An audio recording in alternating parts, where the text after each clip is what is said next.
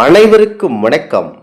தெய்வீக பலன்கள் சேனல் சார்பாக தங்களை அன்புடன் வரவேற்கிறோம். இன்று நம் காணொளியில் காண விரும்புவது வீட்டில் லட்சுமி கடாட்சம் கிடைக்க எந்தெந்த செடிகளை வளர்க்க வேண்டும் என்பதை பற்றி இந்த காணொளியில் பார்க்கலாம். வாருங்கள் காணொளிக்கு செல்லலாம். மறக்காமல் ஒரு சப்ஸ்கிரைப் செய்யவும். மகாலட்சுமியின் அருள் இருந்தால்தான் நம்முடைய வாழ்விலும் வீட்டிலும் அனைத்து விதமான நலன்களும் குறைவு இல்லாமல் நமக்கு கிடைக்கும். அத்தகைய மகாலட்சுமி தேவியின் அருளை பரிபூர்ணமாக பெறுவதற்கு மகாலட்சுமி தேவியின் அருள் எப்போதும் நமக்கு நம் வீட்டிற்கும் நிறைந்திருக்க வேண்டும். அவ்வாறு நிறைந்திருக்க என்னென்ன விஷயங்களையும் என்னென்ன செடிகளையும் வைக்க வேண்டும் என்பதை பற்றி தான் இந்த காணொளியில் பார்க்க போகிறோம். வீட்டில் லட்சுமி தேவியின் அருட்கடாட்சம் இருந்தால் பணம், செல்வம் ஆகியவை மட்டுமல்லாமல் அனைத்து விதமான செல்வங்களும், நிம்மதி, மகிழ்ச்சி, மனநிறைவு உள்ளிட்ட அனைத்து நன்மைகளும் கிடைக்கும்.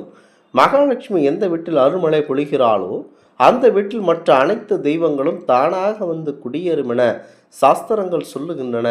ஆனால் லட்சுமி தேவியின் அருட்கடாட்சத்தை பெறுவது அத்தனை சுலபமான காரியம் இல்லை என சிலர் நினைக்கலாம். இன்னும் சிலர் மகாலட்சுமிக்குரிய வெள்ளிக்கிழமைகள் வீட்டில் பூஜை செய்தால் போதும் என்று நினைக்கிறார்கள்.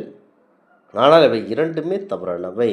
வீட்டில் லட்சுமி தேவியின் அருட்கடாட்சம் போதும் குறையாமல் இருந்திருக்க வேண்டும் என்றால் மிக முக்கியமான 8 செயல்களை தினம் செய்து வர வேண்டும். இவற்றில் சிலவற்றை செய்யாமல் இருப்பது மட்டுமல்ல, செய்யும் சில தவறுகளை தான் லட்சுமி தேவியின் அருள் கிடைக்காமல் போவதுடன் அவருக்குரிய கோபத்திற்கும் நாம் ஆளாக வேண்டியிருக்கும். மிக முக்கியமான செயல்களை கண்டிப்பாக செய்ய வேண்டும்.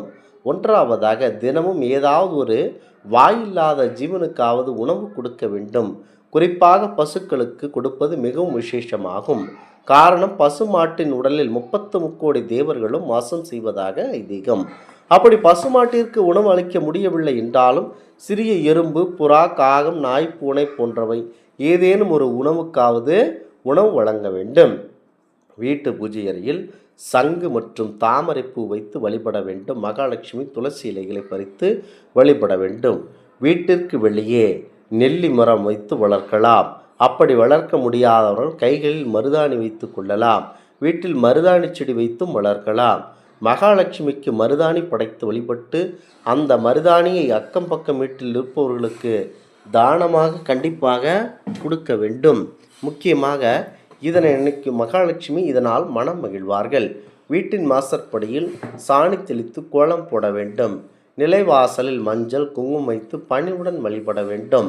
தினமும் காலை எழுந்தவுடன் உள்ளங்கைகளில் பசு, கோபுரம் மற்றும் கோபுர கோவில் அல்லது இறைவனின் உருவப்படம் ஆகியவற்றை கண்டிப்பாக பார்க்க வேண்டும்.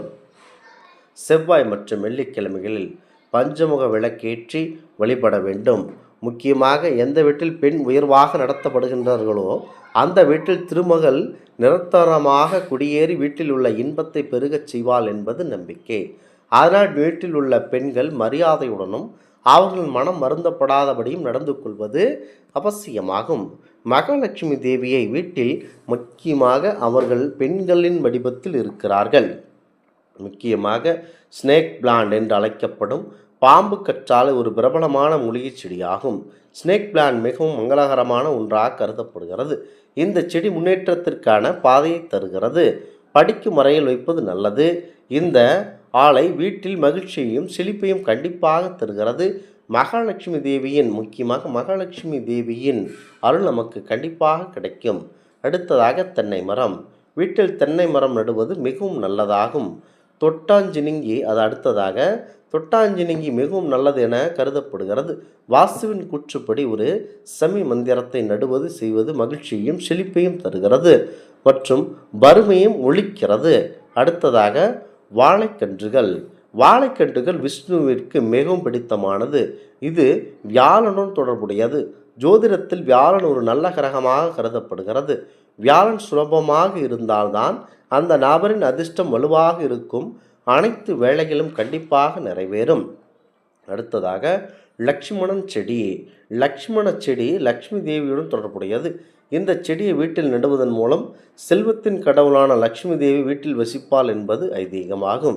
வீட்டில் செல்வம் நிறைந்திருக்கும். வீட்டின் கிழக்கு அல்லது வடகிழக்கில் செடியை நடுவது சிரமமாக பார்க்கப்படுகிறது. குறிப்பாக லக்ஷ்மி தேவியை மனதில் நினைத்து கண்டிப்பாக அவரை மனதில் நினைத்து கொண்டு வழிபாடு செய்தீர்கள் என்றால் அனைத்தும் உங்களுக்கு நல்லபடியாக நடைபெறும். வாஸ்து சாஸ்திரத்தின்படி வீட்டில் குறிப்பிட்ட செடிகளை வளர்ப்பது பணத்தட்டுப்பாடை குறைத்து செல்வ வளத்தை அதிகரிக்கும் என்று நம்பப்படுகிறது. இந்த செடிகள் எதிர்மறை ஆற்றல்களை அகற்றி குடும்பத்தில் அமைதியும் மகிழ்ச்சியும் தரும். வீட்டில் வளர்க்க வேண்டிய செடிகள் வளர்ப்பது சுற்றுச்சூழலுக்காக மட்டுமல்ல, மன அமைதிக்கும் நல்ல ஆற்றலுக்கும் உதவுகிறது என பலர் நம்புகிறார்கள். அதிலும் குறிப்பாக சில செடிகள் வீட்டில் இருந்தால் அதிர்ஷ்டம், செல்வம் மற்றும் மகாலட்சுமி தேவியின் ஆற்றல் அதிகரிக்கும் என வாஸ்து சாஸ்திரம் கூறுகிறது.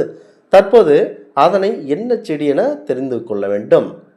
இந்திய பாரம்பரியத்தில் வெற்றிக்கு தனி முக்கியத்துவம் உண்டு. திருமணம் முதல் சிறிய பூஜை வரை வெற்றிலை இல்லாமல் எந்த ஒரு சுப நிகழ்ச்சிகளும் நடைபெறாது. ஆன்மீக ரீதியாகவும் இது நல்ல சக்தியை ஈர்க்கும் செடியாக பார்க்கப்படுகிறது.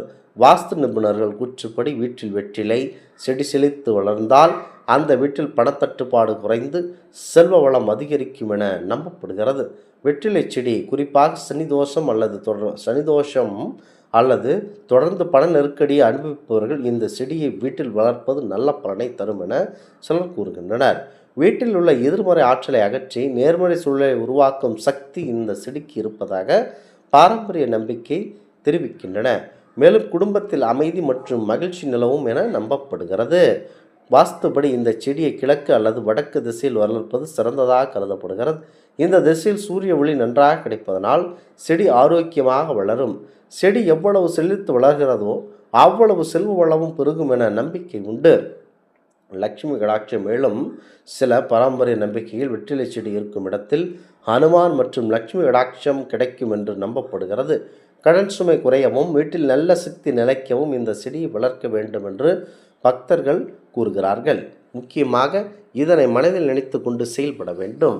இந்த ஆன்மீக தகவல் உங்களுக்கு பிடித்து இருந்தால் தெய்வீக பலன்கள் சேனலை கண்டிப்பாக சப்ஸ்கிரைப் செய்து கொள்ளவும். மீண்டும் ஒரு நல்லதொரு காணொளியில் உங்களை சந்திக்கிறோம். நன்றி, வணக்கம்.